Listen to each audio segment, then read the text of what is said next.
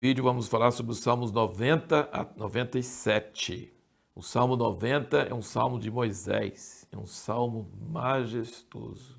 Mostra a grandeza de Deus e a transitoriedade do homem, como o homem não é nada diante da grandeza e eternidade de Deus. Uma das grandes, maiores revelações da Bíblia é que Deus é tão grande e tão infinito, mas Ele se importa com cada detalhe de nossas vidas. Isso é um negócio, assim, impressionante. E o versículo 12, que é a pergunta que nós fizemos no último vídeo, ensina-nos a contar os nossos dias de tal maneira que alcancemos corações sábios. O que significa isso? Significa que só contar nossos dias de vida é o nosso tempo cronológico. Mas Deus não conta dessa forma. Ele conta os dias que nós ouvimos a sua voz e que nós fizemos a sua vontade. Então podemos ter vivido muitos anos e em só apenas alguns dias que nós fizemos a vontade de Deus. Tem pessoas que a biografia deles fala que eles viveram tipo 50 anos e até os 50 anos eles não fizeram nada de valor para o reino de Deus. E a partir dos 50, aí que eles começaram a fazer. Bom, no exemplo de Moisés é mais ainda, com 80 anos que ele começou a fazer o que Deus tinha preparado ele para fazer.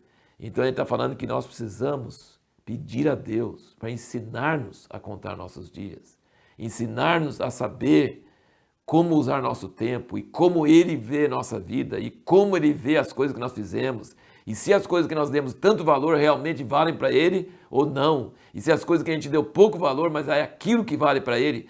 Então Ele falou, ensina-nos a contar os nossos dias para alcançar corações sábios. E nesse mesmo salmo, no versículo 13, ele fala, volta-te, que é a palavra chuva, volta, Senhor, arrepende. E depois, até quando? A mesma pergunta de sempre.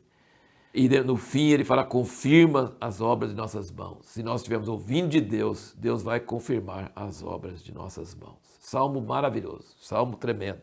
Traz a riqueza do coração e da revelação e da intimidade que Moisés tinha com Deus.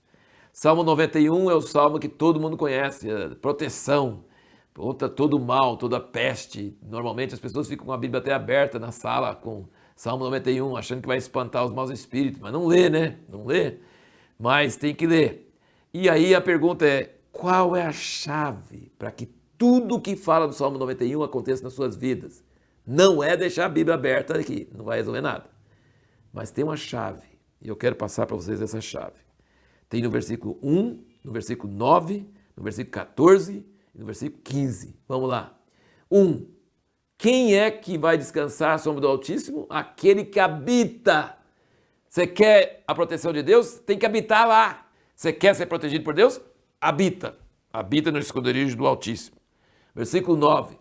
Porquanto fizeste do Senhor o teu refúgio e do Altíssimo a tua habitação. Repete a mesma coisa. Se você fez do Senhor o seu refúgio e do Altíssimo a sua habitação, protegido você vai ser, tá vendo? Nenhum mal te sucederá. Nenhum mal sucederá para todo mundo só porque tem nome de crente, porque vai para a igreja no domingo? Não.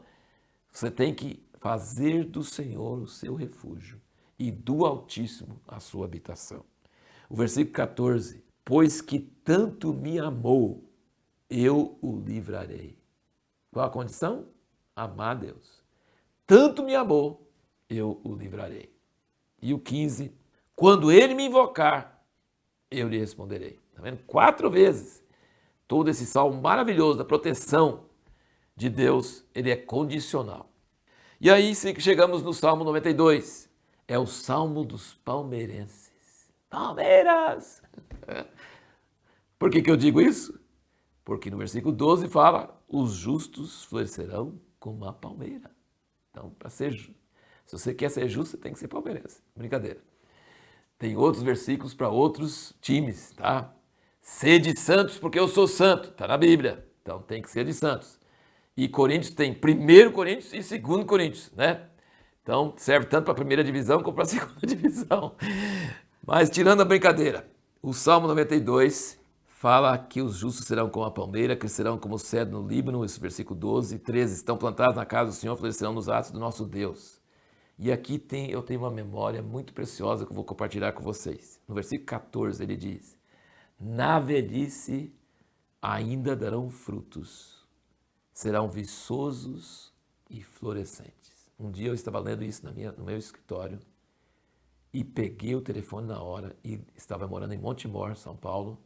Liguei para minha mãe, que meu pai já tinha morrido e ela estava morando com minha irmã lá em Anápolis, Goiás, muito longe. Peguei o telefone e falei com ela: mamãe, na velhice darão ainda frutos. Ela ficou muito abençoada, foi de Deus. E algum tempo depois, não muito tempo depois, ela morreu e teve dois cultos, um lá em Anápolis e um aqui. E lá em Anápolis, quando ela chegou lá e ficou lá 1 ano e meio, 2 anos no máximo, não sei nem se deu 2 anos, acho que não. Acho que deu 1 ano e meio. Tinha pessoas testemunhando do fruto da vida dela, depois de 90 anos de idade. Com o marido morreu. Ela deu fruto na velhice. Isso é maravilhoso, isso é tremendo. Ver testemunho de como a palavra de Deus é a verdade. Crente não aposenta, não aposenta, porque na velhice darão ainda frutos. Isso é tremendo.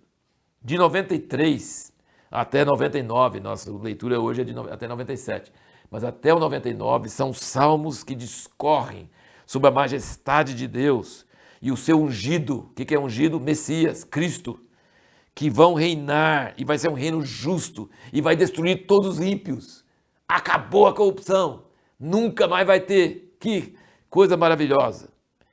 Não vai ter mais ladrão e não vai ter mais fechadura. Já pensou que coisa maravilhosa? Não vai ter mais crime e não vai ter mais advogado. Não vai ter mais poluição. E aí ele fala sobre as árvores, ele fala sobre os montes, ele fala sobre os rios, ele fala que a criação vai estar batendo palmas e alegrando, porque até que enfim saiu do domínio do homem, o homem que arrasa as florestas, que polui o ar, que acaba com todas as coisas. O homem, Deus deu domínio sobre a terra, mas o homem não sabe dominar a terra.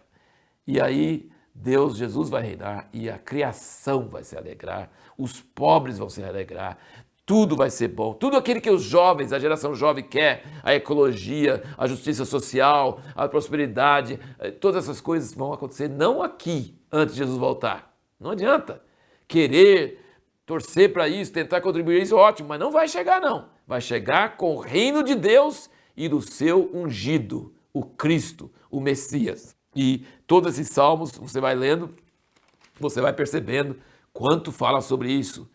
E tem uns versículos assim muito fortes.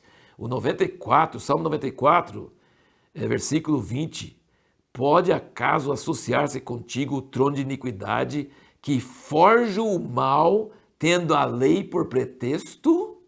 Forja o mal tendo a lei por pretexto. E está falando de juízes que usam a lei para forjar o mal. Você já pensou? Depois ele fala no 23. Ele fará recair sobre eles, sobre esses juízes iníquos, a sua própria iniquidade e os destruirá na sua própria malícia. O Senhor nosso Deus os destruirá. Pode demorar, mas Deus vai julgar aqueles que são juízes e usam a lei por pretexto. Isso é o que mais acontece no mundo. O Salmo 95 mostra uma coisa muito preciosa. Ele fala sobre aquela geração que não entrou na terra prometida, que Deus jurou na sua ira que não ia entrar, e aí ele tem exortação. Eu quero deixar essas 3 exortações para você. Muito importante. Nós podemos endurecer o coração ou não, porque ele diz, não endureçais o vosso coração. Você está dando uma ordem que pode ser obedecida. Você pode endurecer o coração, você pode não endurecer o coração. Outra coisa, você pode atender sua voz hoje ou não. Hoje, se ouvirdes a sua voz, você pode atender hoje, ou falar, não, deixa para amanhã, deixa para depois. Você pode atender hoje ou não atender. E você pode errar de coração ou arrepender de coração. Deus nos dá essas opções maravilhosas. E o que nós vamos responder no próximo vídeo é como a contemplação da natureza pode nos aproximar de Deus?